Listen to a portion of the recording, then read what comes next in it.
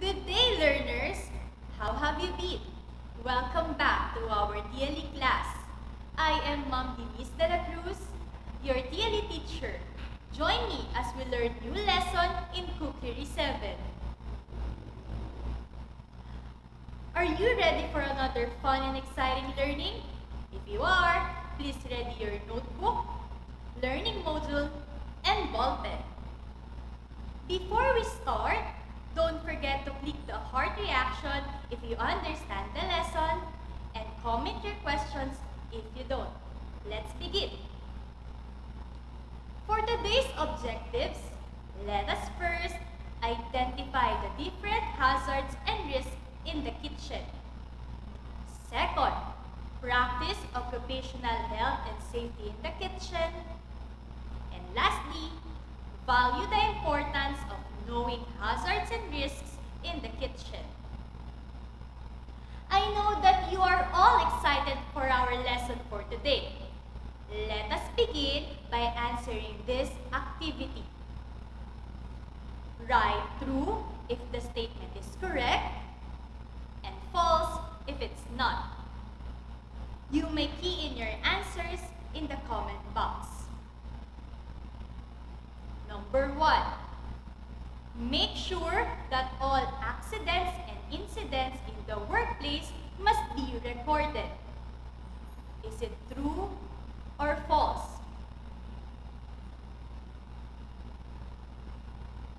Very good!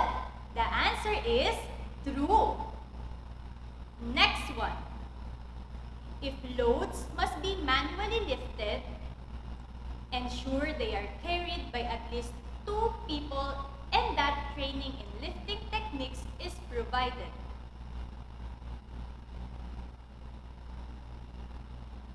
Very good! The answer is true. Number 3. Ensure you have a clean, signed, and unobstructed escape routes, and that your staff are aware of the evacuation procedures. Is it true or false? The answer is true. Very good. Number 4. Hide the first aid kit at all times.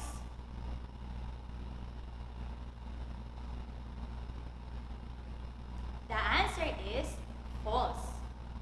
And number 5. Put large amount of money in the cash register overnight and leave the drawer open.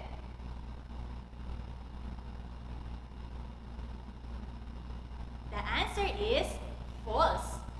It seems that you fully understood the lesson last week. For today, we will talk about the hazard and risk. A hazard is any source of potential damage, harm or adverse health effects on something or someone. It is a situation that could be dangerous to people in the workplace. On the other hand, a risk is the chance or probability that a person will be harmed or experience an adverse health effect if exposed to a hazard. The most common hazards are from chemicals, fires, repetitive motion, electricity, and fall-related injuries. Keeping your employees safe and can ensure a happier and more productive workplace. We have different types of hazard and risk in the workplace. First is the exposure to chemicals. Your employees may be at risk of health hazards if their jobs include exposure to chemicals.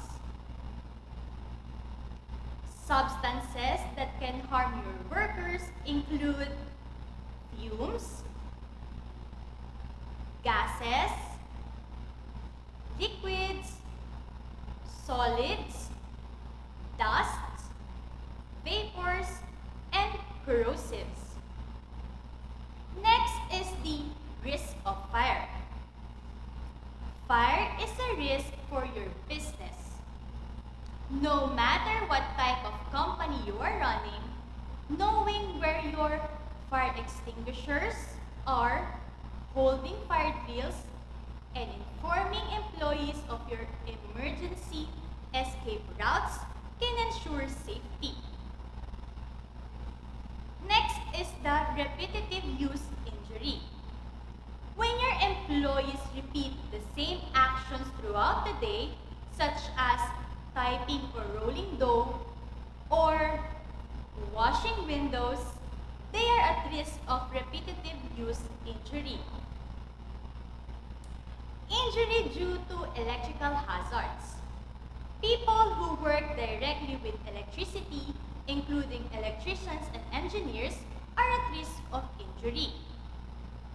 Personnel who work with electrical equipment in the office are also at risk of injury. And lastly, accidental falls and falling objects.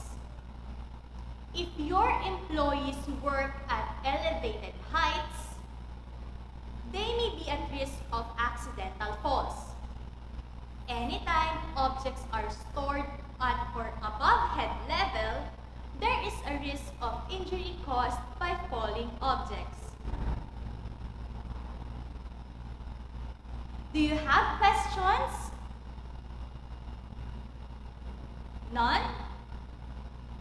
Alright, to check your understanding of our lesson, let us have an activity. Spot the hazards and risks in this picture. Key in your answers in the comment box. I will give you 30 seconds to to find the missing hazards or risks in this picture. Can you spot the hazards and risks? You only have 30 seconds.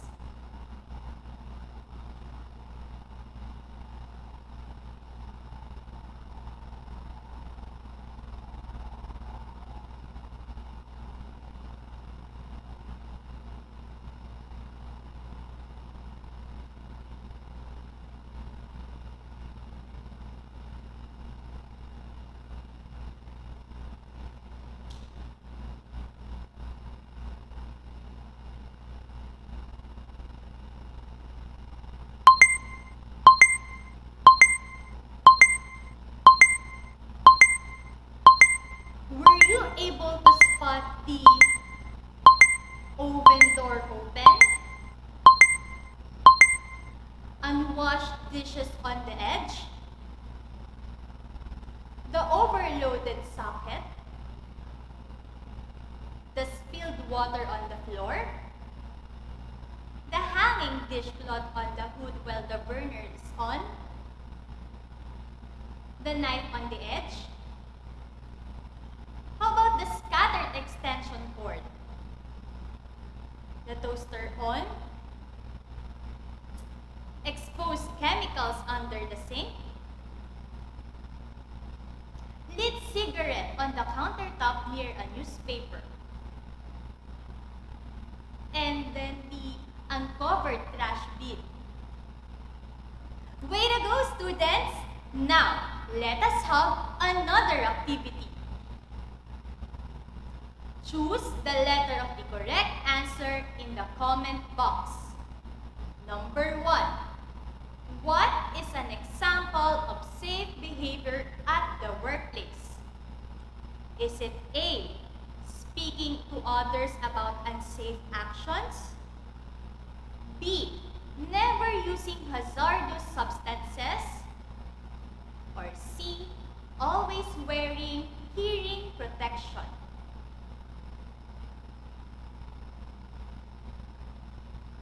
Great job! The answer is letter C.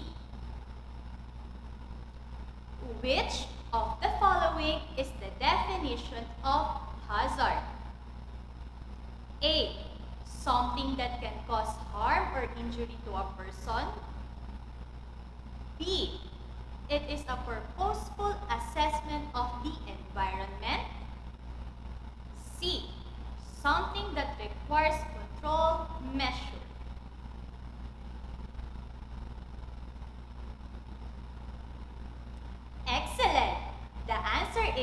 letter A.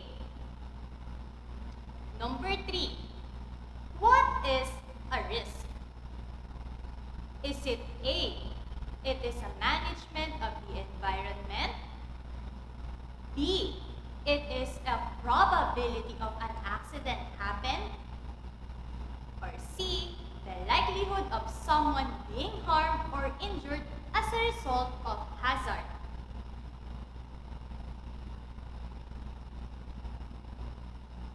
Marvelous! The answer is letter C. An employee who spots a risk in the workplace should blank. A. Ignore the risk.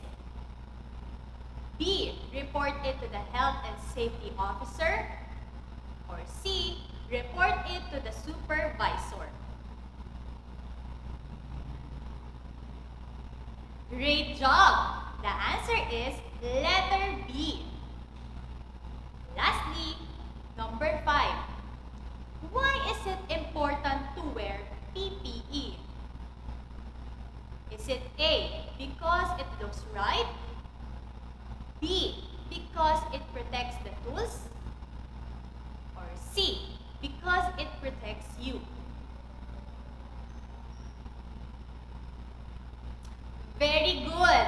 The answer is letter C. Before we end, let us first answer some questions. Question number 1 is from Malanday National High School. What is the importance of knowing hazard and risk? Well, it is about knowing how to avoid unintentional accidents in the workplace and at home. Question number 2 from Malinta National High School. How can we practice safety in the kitchen? Of course, you can practice safety in the kitchen by making your workplace free from hazardous chemicals present in the kitchen. And of course, you need to follow safety precautions at all times. For questions not selected, your daily teacher will discuss them during your follow-up discussion. There are various risks that comes while working in the kitchen. Following safety measures while cooking food in a kitchen is an important aspect. Preventive measures and safety policies must be put in a place to avoid injuries that may occur in the workplace. Can I have a heart reaction if you understood our lesson for today? Congratulations, learners! You did a great job! I am very much confident that you have developed the most important skills today. And these are: identify the different hazards and risks in the kitchen. Second, practice occupational health and safety in the kitchen. And lastly, value the importance of knowing hazards and risks in the kitchen. For your assignment, answer the following activity in your Week 9 PLE7 learning module. What's more? Thank you very much for making yourself connected in today's lesson.